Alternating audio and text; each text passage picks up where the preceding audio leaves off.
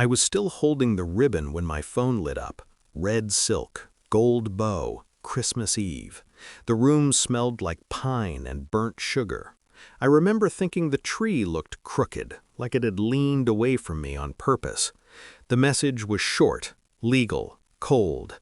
The will has been revised. You are no longer a beneficiary. I didn't drop the box. I didn't sit down. I just breathed and watched the lights blink, one by one, as if counting down to something. My mother's handwriting was attached to the email, scanned, ceremonial. My brother's name sat at the bottom like a stamp of approval. My father's signature was steady, practiced. They did it together. I'd been the glue for years, the reliable one, the one who handled hospital bills, smoothed arguments, drove back roads at midnight when someone needed bailing out, emotionally, financially, morally. I thought loyalty accrued interest. I thought wrong. We weren't always this way. There was a time when Christmas meant my mother humming off key and my father pretending not to cry when we sang.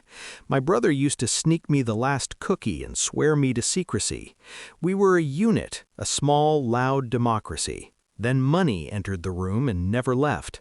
It started when my father got sick. I managed appointments. I learned words I didn't want to know. I signed things. My brother learned something else, how to position himself as indispensable while being absent. He moved back home. I stayed nearby, but not inside. That mattered later.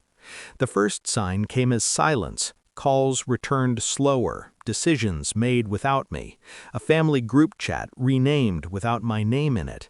I told myself it was stress. I told myself I was being paranoid. I kept showing up. That was my mistake. The proof arrived disguised as kindness. My mother asked me to review a document for clarity. I read it standing at my kitchen counter, the kettle screaming itself hoarse. It was a trust amendment. My name appeared once, in a clause about prior contributions, past tense. I didn't confront them, not yet. I thanked her. I said it looked fine.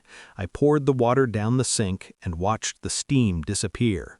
That was the moment I stopped being their daughter and became their problem.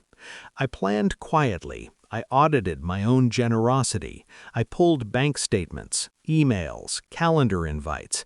I found patterns in what they forgot and what they remembered. I learned how much of the estate's value was tied to decisions I'd influenced years ago, investments, vendor contracts, legal recommendations. I hadn't been naive. I'd been thorough. I didn't break laws. I didn't threaten. I didn't raise my voice. I did something better. I told the truth to the right people.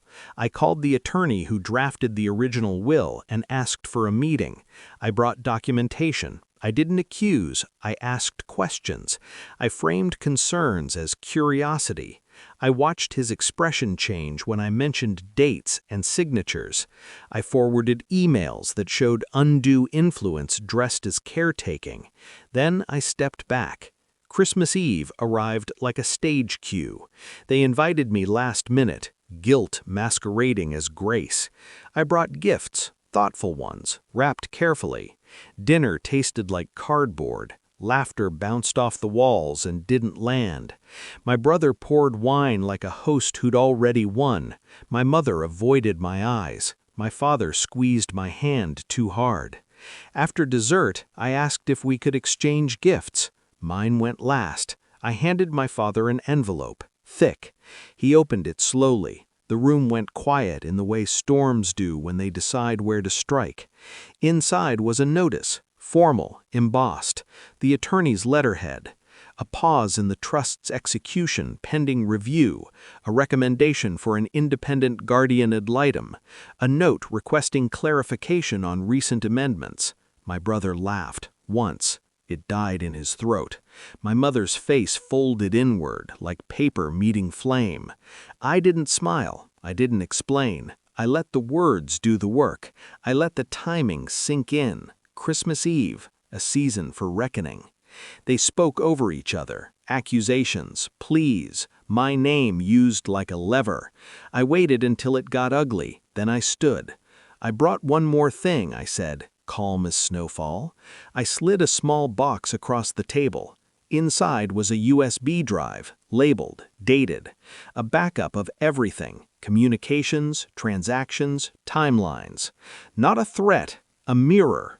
I left before the tree finished blinking. The updates came fast after that. Calls I didn't answer, messages I archived. The attorney confirmed an investigation. The trust was frozen, the amendments flagged. A separate inquiry opened into financial conduct during my father's illness. I didn't get added back in right away. That wasn't the point. Weeks later, my brother moved out. My mother stopped humming. My father asked me to walk with him, just once, around the block. He apologized without excuses. That mattered. I didn't win money. I won space. I won my name back. Now, when I think of that night, I don't feel anger. I feel precision.